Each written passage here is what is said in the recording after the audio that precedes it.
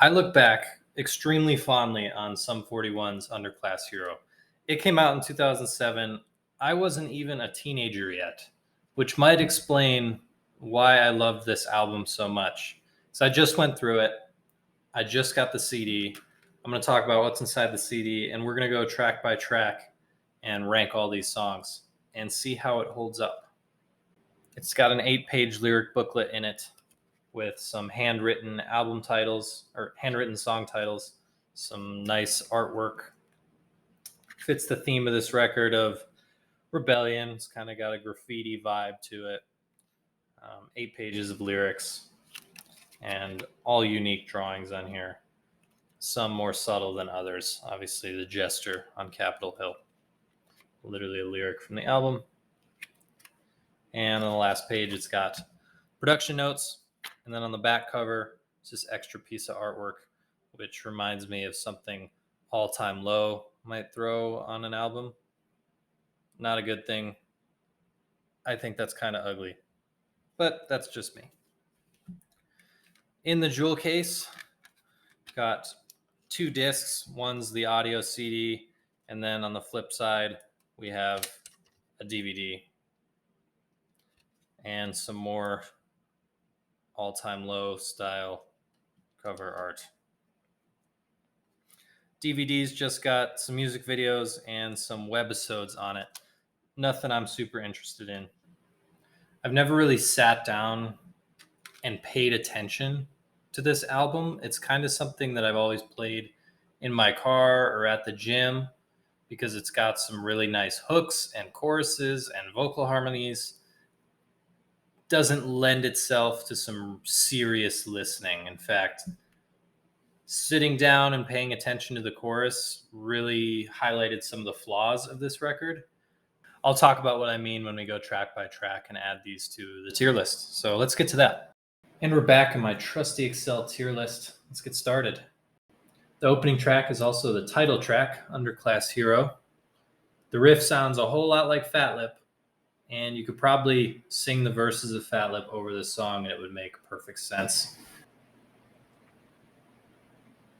This song sets the tone for the record with a pretty strong first verse, some nice lyrics that I think really fit with the entire album, but it also establishes one of the main problems that I have with this album is the lyrics. I think besides that first verse, none of the lyrics on here catch my eye, don't really make me think. I think they're pretty generic, but what this song has going for it is it's so catchy.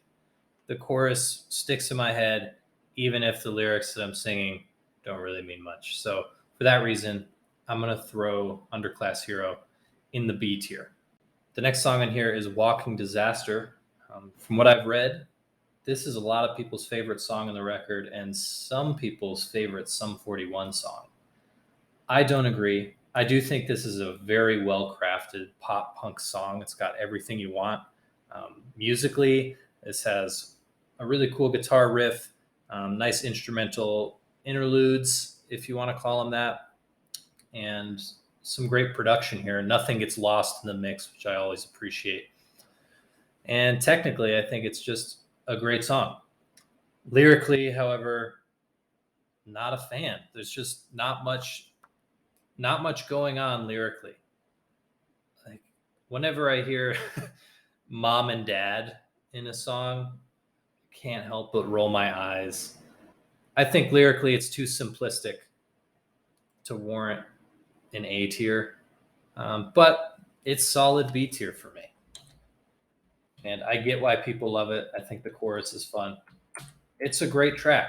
I'm not saying it's bad. Just it's not an A tier track for me. Following up Walking Disaster is Speak of the Devil, which is another solid song. The intro and outro I could do without, but everything in between I think is excellent. Lyrically, again, it's a little simplistic, but at least this song gives me something to think about. Is this song from the perspective of the devil? Is this song about relating to the devil? It's still not A tier because the intro and the outro are so odd. I think the verses are the strongest part of the song. I think they're better than the chorus. And that's rare for a Sum 41 song that the verse is better. So nice change of pace here. This one, Speak of the Devil, is solid B tier for me, and I like it more than Underclass Hero. So I'm going to put it above both of those songs. Next up, we have a very restrained track called Dear Father, and I mean restrained vocally, not really lyrically. Obviously, a very personal track for Derek. It shows in his lyrics and in his delivery and in the instrumentals. Got a nice guitar strum and drum beat that complement Derek's delivery here.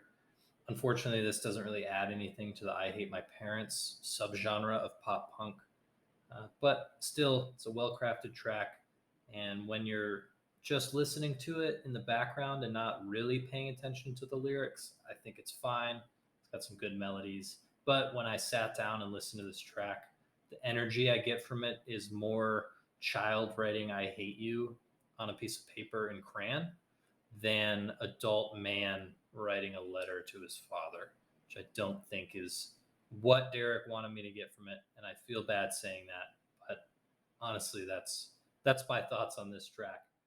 All that said, this is still one of the strongest tracks on the record, and it's gonna be a B tier for me.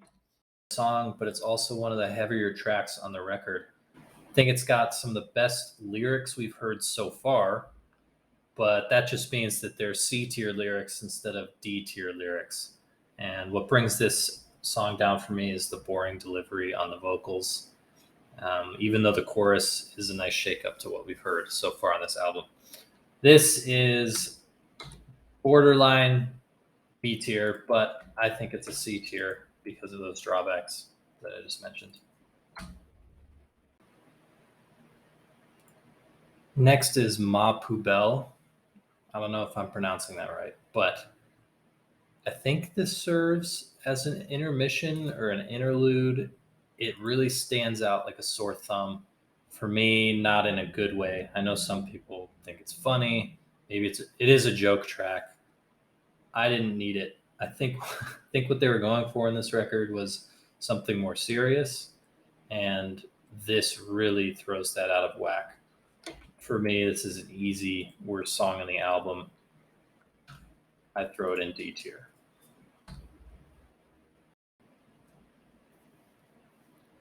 I don't know if this is going to be a hot take or not, but March of the Dogs is also one of my least favorites on the record.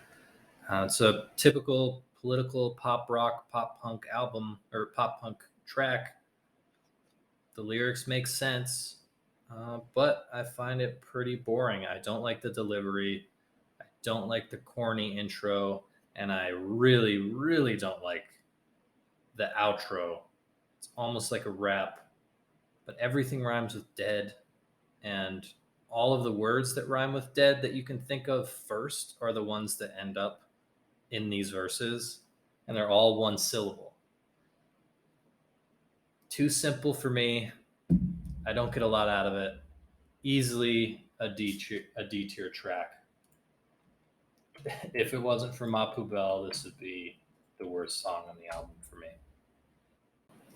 We follow up that political track with another political punk track. I think this one is better. The lyrics are still a little on the nose. What makes these two tracks odd for me is they don't seem to fit in the rest of the album. I don't hate political punk rock, but this seems to come out of left field. It's a weird detour from the rest of the album, and I think you could get rid of these tracks and have a more cohesive record. That said, this falls right in the middle for me.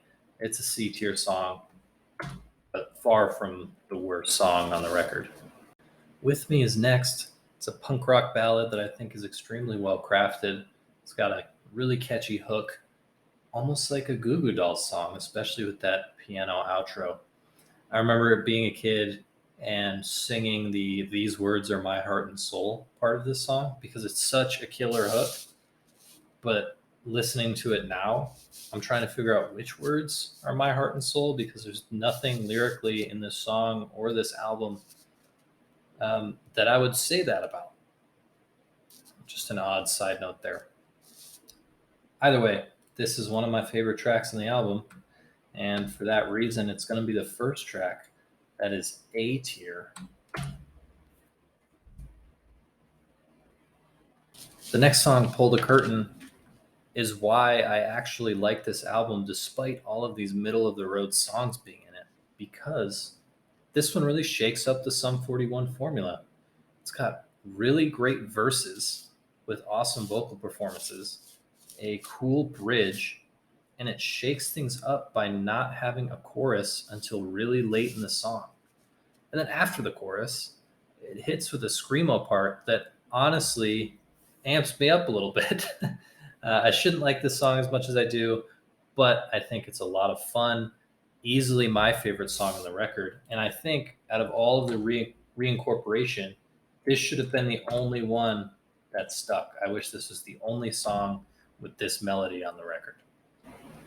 And after that excellent song, you think maybe the record's going to close out strong. And unfortunately, it doesn't. I don't think it sticks the landing.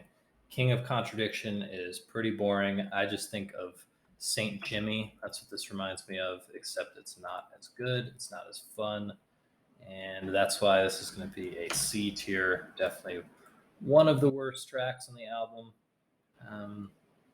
Not great. After that, we have Best of Me, another ballad. It's strange that there's so many ballads on the back half of this record. There wasn't a single one up front, unless you count Dear Father as a ballad, but I wouldn't. Best of Me it's fine, but it's not as good as With Me, which really makes it weaker when put up against that. C tier, easily. Confusion and Frustration in the Modern Times is one of my least favorites. That's a D tier for me. I think it's lyrically really bad. Just listen to it, listen to the lyrics. I think you'll agree with me that there's not a lot going on in terms of complexity in these lyrics that I'm going to get out of it. So Long Goodbye, ending an album with a goodbye track, I think it's a little lame, which is why this lands in C tier. It's not quite D tier. There's nothing so offensive on here that I'd call it D tier, but don't like it. There's also a hidden track, which is like an acoustic song. I'm not even gonna rank it, but it is on the CD. If you let the 15th track play for 2 minutes, it's 2 minutes of silence, and then this hidden track plays. Give it a listen. It's more music. It's not egregiously terrible, but it didn't belong on the album. So that's the rankings. I would call this an A tier album, but it's weird to look at it and see just how many songs I would rank in C and D tier. This is one of my favorite Sum 41 records. I put it on once in a while, and I always have a lot of fun with it. It just doesn't really hold up when I put a magnifying glass to the lyrics because the lyrics are so weak to me. What saves it is the catchy choruses, the vocal harmonies, some of the melodies, and the vocals are strong. So for that reason, I think this is a good album with a lot of weak songs, but a lot of fun songs too. So anytime I sit down with it, I'm going to enjoy it. I do want to point out how much critics hated this record when it was released. I've seen a bunch of 1 out of 10s and 2 out of 10s, and sure, pop punk is some low-hanging fruit. There's not many people who enjoy it and find a lot of merit or substance or artistic value in it. But I think it's unfair to say that this album is terrible. I think there's a lot of great moments on here with Pull the Curtain and With Me in particular. Even the B tier songs are pretty solid. I think this is an underrated album. But that's just my terrible opinion. If you have a terrible opinion you want to share in the comments, please let me know. What did I get wrong? What did I get right? Please stay tuned for more reviews. Thank you for watching, and I'll see you next time.